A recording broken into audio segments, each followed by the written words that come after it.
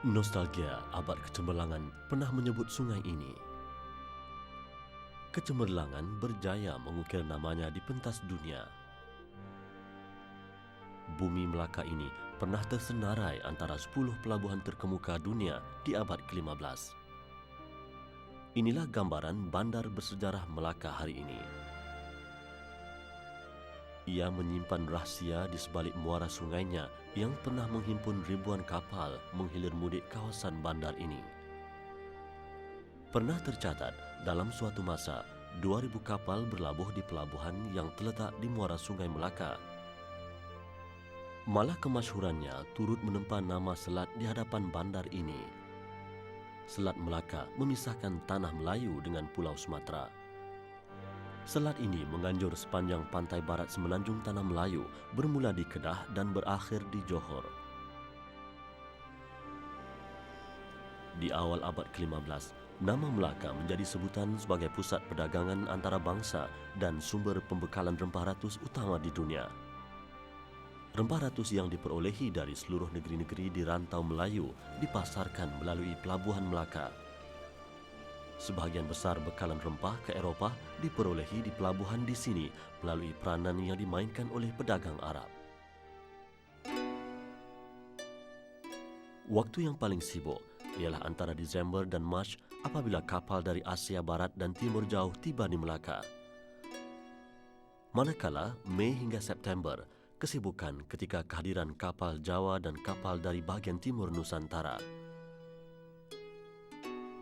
Pendapatan kerajaan Melaka menjangkau purata 2,4 juta krozedo setahun berdasarkan mata wang lama Belanda, setanding dengan pelabuhan terkaya di Eropah, Seville di Spanyol yang memiliki pendapatan 4 juta krozedo setahun. Penampilan diri pedagang Islam bersama contoh kesopanan bukan sahaja menambat hati penduduk tempatan, malah raja waktu itu terbuka hati memeluk Islam. Bermulalah era baru dalam Empayar Melayu, menyisihkan resam agama sebelumnya yang didokong oleh Kerajaan Melayu Sriwijaya. Faktor kedudukan Pelabuhan Melaka yang strategik terletak di tengah-tengah jalan perdagangan di antara Laut Hindi dan Laut Cina menjadikannya pusat perdagangan yang menghimpun pedagang timur dan barat untuk berurus niaga di pertengahan jalan ini. Ia menggantikan Pelabuhan Kedah yang menjadi pusat perdagangan utama di rantau ini di abad sebelumnya. Di ruangan ini dahulu pernah menjadi saksi betapa setiap inci tebing sepanjang jalan air ini dipenuhi pusat perniagaan dan penempatan. Sudut perkampungan Melayu di pinggir sungai di Bandar Melaka ini membayangi ciri seni bina tamadun Melayu di zaman kecemerlangan Kesultanan Melaka abad ke-15. Ia dikekalkan sebagai kenangan menyingkap peradaban lalu. Sungguh pun kesinambungan Empayar Melaka tidak bertahan hingga ke hari ini, tetapi perkembangan zaman menjanjikan penghidupan lebih selesa di daerah bersejarah ini. Masih pun begitu, seni warisan tetap dipertahankan, kerana di Melaka inilah antara model peradaban pemerintahan Melayu yang menjadi rujukan kepada pembentukan sistem pentadbiran negara hari ini. Inilah lambang sebuah empayar kerajaan Melayu yang diasaskan oleh para mesuara pada tahun 1403. Istana ini bukan yang asal.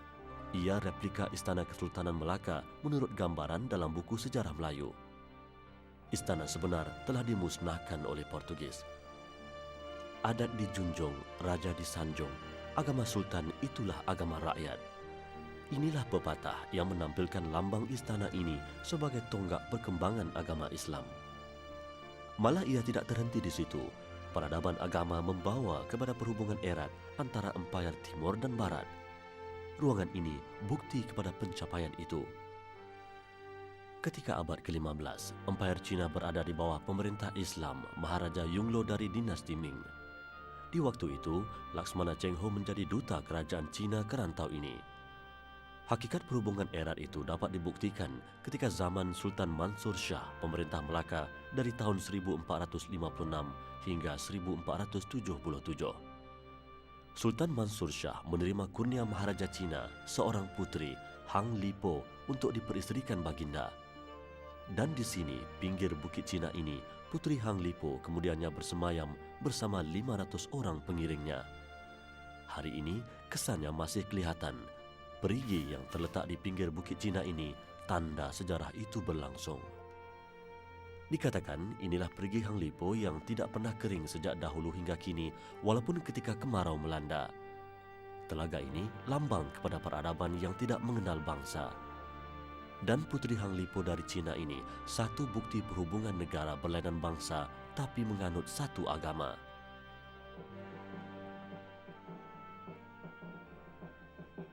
Namun, kegemilangan itu punca iri hati pihak penjajah Eropah.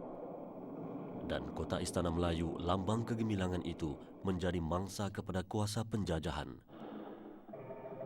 Istana Raja dikejutkan oleh bedilan bertubi-tubi. Portugis mendahului usaha ini pada tahun 1511. Kekuatan Portugis bergantung kepada 6 armada dan 11 kapal layar. 25 Julai 1511, Portugis memulakan serangan pertama tetapi gagal menawan Melaka. Pihak Portugis menjadikan urusan perang sebagai budaya dalam wawasan negara, lalu memantul usaha dengan peralatan yang lebih canggih, hadir dan cuba memadamkan hakikat peradaban murni yang wujud di sini. 10 Ogos, serangan kedua dilancarkan. Tumpuan serangan ialah di kawasan jambatan mendepani masjid dan istana raja. Ketika itu, sebagian besar kota pertahanan Melayu hanya berasaskan kayu dan batas tanah. Masjid Besar Melaka yang menjadi pusat perhimpunan umat Melayu menjadi sasaran penting Portugis. Segala mercu tanda utama di Melaka menerima akibat serangan. Usaha Portugis bukan sekadar meruntuhkan pemerintahan berkerajaan Islam di Melaka, malah ia berusaha memadamkan nilai peradaban tamadun itu di bumi ini. Serangan disusuli dengan tindakan membakar seluruh kota Melaka. Ia dilakukan demi melenyapkan hakikat sebenar tamadun yang berlangsung di sini. Istana dan Masjid Agung Melaka yang menjadi lambang tamadun agung umat Melayu tidak terkecuali dibakar hangus. Peperangan yang memakan masa sebulan ini berakhir pada 24 Ogos 1511. Melaka musnah dijilat api. Kini tiada lagi kesan asal untuk dikenang. Apa yang mampu disingkap ialah replika kedudukan istana dan masjid yang terletak di pinggir Sungai Melaka. Di kedudukan yang sama, Portugis mendirikan kota pemerintahannya. Dengan terdirinya binaan ini, lenyaplah kesan asal tamadun agung Melaka buat selama-lamanya. Di sekeliling bukit ini didirikan sebuah kota pertahanan. Dan ini ialah Porta di Santiago, satu daripada 4 pintu masuk ke dalam kota Portugis. Pintu masuk ke dalam kota ini dibina sempit dan berliku. Ia satu helah untuk memerangkap musuh yang berjaya menyelinap masuk. Di waktu itu, teknologi membina bangunan batu menggunakan kaedah larutan kimia yang terhasil daripada adunan kulit siput dan kerang berperanan seperti simen hari ini melekatkan batu bata. Jenis batu yang digunakan pelbagai jenis. Ini adalah jenis batu lada, di samping batu kapur, batu karang dan granit. Di sebalik binaan inilah tersembunyi kisah pahit menjayakan pembinaannya. Dikatakan 1500 tahunan perang dan sahaya raja dikerah secara paksa membina bangunan ini di tapak asal pusat pemerintahan kerajaan Melayu Melaka. Kerja ini berlangsung siang dan malam. Segala kesan tinggalan masjid, istana dan batu perkuburan raja dan bangsawan tidak terkecuali digunakan untuk menampung pembinaan ini.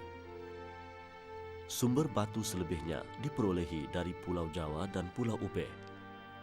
Kota berbentuk segi 5 ini dibina setinggi 8 hingga 20 kaki dan menganjur hingga ke gigi lautan. Tetapi anehnya, kuasa penjajahan Portugis di tanah Melayu terbatas di kawasan kota dan pelabuhan di sini sahaja, tidak lebih daripada itu.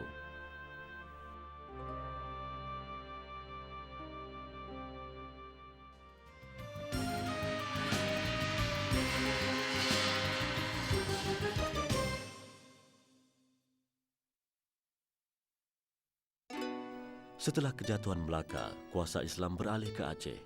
Ini sempadan pengaruhnya. Manakala institusi Kesultanan Melayu membina tamadun baru di ujung tanah dan Riau. Di Melaka, hanya namanya meninggalkan kenangan. Istana bersejarah di pinggir lautan lenyap bersama runtuhnya kota Melaka. Ia diganti oleh kota Efamosa. dan kuasa penjajahannya hanya berlangsung di dalam kota ini sahaja. Portugis tersepit di antara dua kuasa Kesultanan Melayu, Johor Riau Lingga di selatan dan Aceh di utara. Dalam tempoh penjajahan Portugis, Aceh melancarkan serangan sebanyak 16 kali. Manakala pemerintahan Kesultanan Melaka di Johor dan Kepulauan Riau Lingga berjaya menyerang Melaka sekurang-kurangnya 6 kali. Nama kota Portugis diambil sempena menara E Famosa ini. E Famosa bermakna yang masyhur. Ia dibina 5 tingkat dengan ketinggian 120 kaki. Inilah sempadan tembok kuasa pemerintahan Portugis ke atas negeri Tanah Melayu selama 130 tahun.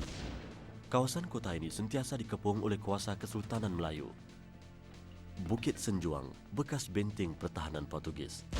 Ketika Aceh menyerang pada tahun 1628, ia berjaya menawan bukit ini serta menjadikannya sebagai pusat serangan garison Portugis di Bukit Cina. Andai kata tiada bantuan armada Portugis dari Goa, India, kemungkinan besar Portugis tumpas di tangan Aceh. Asal nama bukit ini ialah Bukit Pipi, tetapi Portugis menukarkannya kepada Bukit Saint John. Ketika Johor membantu Belanda menyerang Melaka, mereka menggunakan teknik Aceh menyerang Portugis dari kawasan bukit ini. Setelah itu, kota E Famosa berada di bawah kuasa Belanda. Belanda membina semula tugu pertahanan di sini pada tahun 1760. Inilah meriam tembaga buatan Belanda yang menjadi kenangan sejarah. Belanda pernah menerima kekalahan diserang Raja Haji Riau di sini pada tahun 1756 sebelum bantuan diterima dari kerajaan pusatnya pada 1757. Yang jelas, daripada bukit inilah gabungan Johor Belanda berjaya menawan kota E Famosa. Sudah menjadi dasar penjajah, jika sebelumnya kota Melayu diruntuhkan, Portugis juga turut menerima nasib sama. Kota pertahanan Portugis yang didirikan di sekeliling bekas kota Melaka dahulu dimusnahkan oleh penjajah kedua, Belanda. Bedilan bertubi-tubi membawa kepada robohnya mercu tanda menara E Famosa. Malah, keseluruhan kota ini dibedil hingga tinggal kerangka. Ia tak ubah seperti padang jarak, padang terkukur. Akhirnya, Belanda berjaya mengusir Portugis dari bumi ini pada tahun 1641. Dan kini giliran Belanda pula memadamkan hakikat tamadun Portugis di Melaka. Pintu gerbang Porta di Santiago ini telah diubah suai oleh pihak Belanda. Ia diganti oleh ukiran yang mewakili lambang VOC atau Syarikat Hindia Timur Belanda. Sejarah umpama putaran roda, Belanda juga menerima nasib sama seperti Portugis. Ketika Inggris mengambil alih Melaka pada tahun 1840, sebahagian besar tembok batu kota E Famosa dimusnahkan. Yang tinggal untuk ditatapi hari ini hanyalah pintu gerbang Porta di Santiago ini. Biar apapun yang berlaku, di atas tapak robohnya kota Melaka dan robohnya juga kota penjajahan, ruangan ini menjadi pilihan pengisytiarahan kemerdekaan Tanah Melayu pada 1957. Disinilah terilhamnya bidalan bangsa menyingkap keinsafan daripada sejarah penjajahan silam. Terukirlah falsafah dari rubuhan kota Melaka, kita dirikan jiwa merdeka. Inilah imbasan detik penting yang merubah tekad dan semangat umat Melayu. Seandainya penjajahan tidak berlangsung, perkembangan Islam berkemungkinan bertapak lebih jauh membina kecemerlangannya.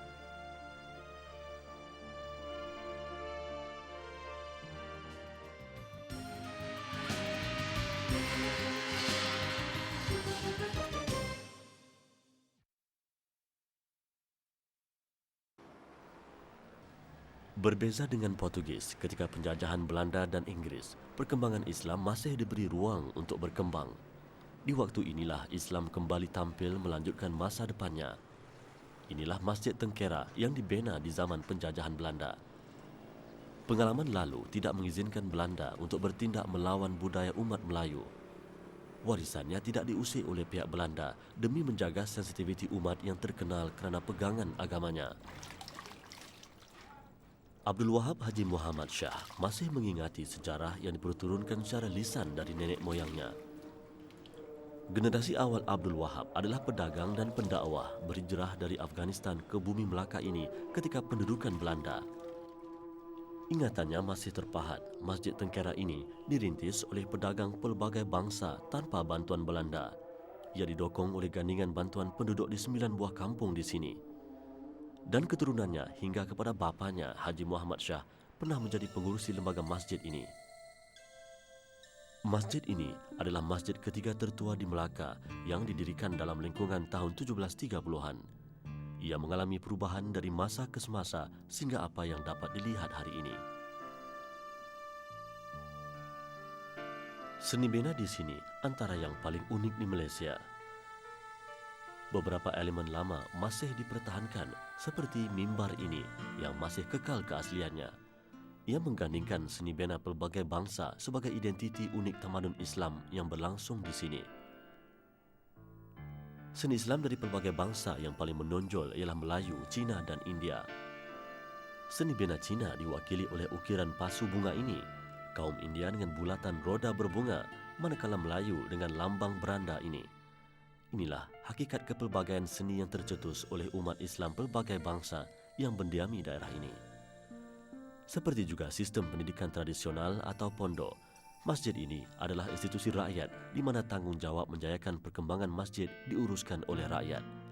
Kelangsungannya sejak dulu hingga kini diuruskan oleh sebuah lembaga masjid yang bebas. Di samping Masjid Tengkera, terdapat beberapa lagi warisan masjid lama yang kekal terpelihara hingga kini. Ini Masjid Kampung Hulu, masjid kedua tertua di Melaka. Ciri Masjid Melaka dahulu, di atas pintu gerbang dibina beranda yang menempatkan gendang. Paluan gendang sebelum azan dilakukan di sini. Hari ini, ia masih bertahan untuk dimengertikan peranannya. Masjid Kampung Hulu dibina pada tahun 1728 ketika penjajahan Belanda. Walaupun unsur baru menghiasi masjid ini, tetapi seni benanya dianggap antara reka bentuk awal masjid di tanah Melayu. Dan oleh kerana banyak elemen daripada binaan asalnya masih kekal hingga ke hari ini, memungkinkan ia lebih terkenal daripada Masjid Peringit, masjid tertua di Melaka. Malah telaga tempat mengambil wuduk sejak lama masih tidak tergugat keasliannya. Walaupun telah berlangsung beberapa generasi silih berganti mengimarahkan masjid ini. Uniknya di sini ialah pada aksesori tradisi yang menghiasi ruangan dalaman masjid.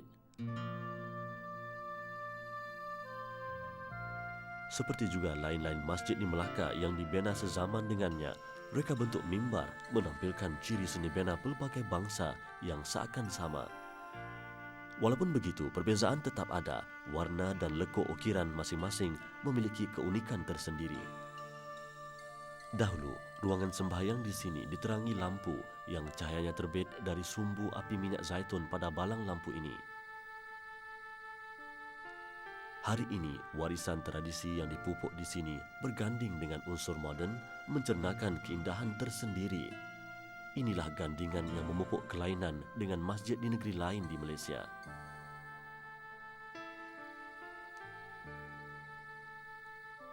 Di samping Masjid Kampung Hulu, terdapat sebuah lagi mercu tanda tamadun Melayu yang wujud di abad penjajahan Belanda. Ini Masjid Keling yang dibina pada tahun 1748. Ia masjid keempat tertua di Melaka. Masjid Keling mengambil sempena pengasasnya yang terdiri daripada golongan pedagang India Muslim dari Malabar. Keunikan masjid ini turut tertampil oleh kolam pancutan air ini. Ia sebenarnya lambang keindahan yang dipupuk oleh suasana keharmonian beragama di tengah-tengah gelora penjajahan yang berlangsung di bumi Melayu ketika itu. Yang pasti, tiada kuasa penjajahan selama ini mampu menggugat fahaman beragama serta perkembangan resam tamadun umat Melayu di rantau semenanjung ini.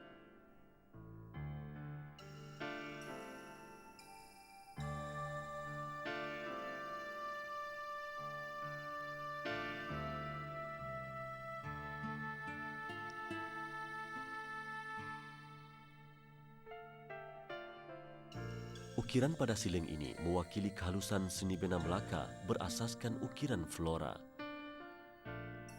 Inilah kepelbagaian ilham pencipta dalam mewarnai perkembangan tamadun beragama di Melaka waktu dahulu.